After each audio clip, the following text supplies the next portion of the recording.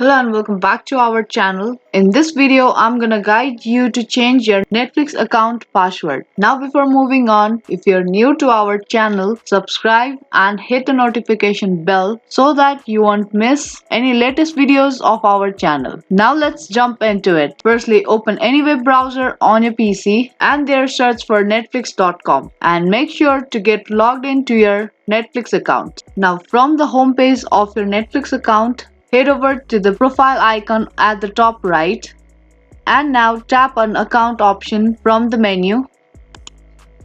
Once you tap on it, your account details will appear on your screen. Now from the account page, tap on change password at the right side of your screen.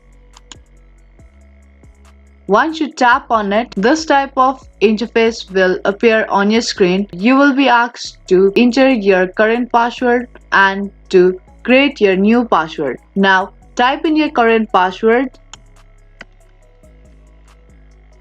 In case you cannot remember your password, you can retrieve it by tapping on forget password link. Now after you're done with typing in your current password, create your new password for your Netflix account.